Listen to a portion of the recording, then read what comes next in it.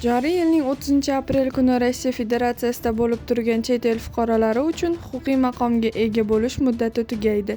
Bu haqda 2024-yilning 30-dekabr kuni Rossiya prezidenti Vladimir Putin tomonidan qabul qilingan farmonda so'z boradi.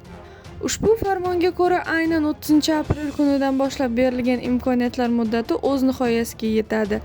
Ushbu farmon xorijiy fuqarolar va fuqaroligi bo'lmagan shaxslarga Rossiya hududida qonuniy qolish asoslarini yo'qotgan taqdirda o'z huquqiy maqomini tartibga solish imkoniyatini taqdim etadi. Shunday qilib, joriy yilning 1-may kunidan boshlab huquqiy maqomini tartibga solmagan shaxslarga nisbatan mamlakatdan chiqarib yuborish va kelajakda Rossiyaga kirish taqiqlash kabi choralar qo'llaniladi.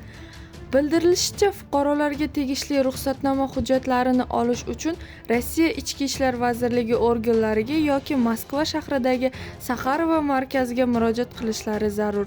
Ma'lumot uchun 2024-yil yakuniga ko'ra Rossiya hududida 6.300.000 nafar chet ellik fuqarolar yashamoqda. Ulardan 1.400.000 nafari o'zbekistonliklar sanaladi. Eslatib o'tamiz, avvalroq 2024-yilda migratsiya qoidalarini buzgani uchun Rossiyadan 80.000 dan ortiq migrant majburiy tarzda chiqarib yuborilganligi xabar qilingan edi.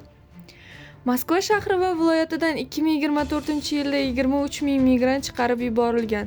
Ular sud tomonidan Rossiya Ma'muriy kodeksining 18.8 moddasi Rossiyaga kirish yoki unda yashash tartibini buzish bo'yicha huquqbuzarlik sodir etgan deb topilgan va endi ular kelgusi 5 yil davomida Rossiyaga qaytish huquqiga ega bo'lmaydi.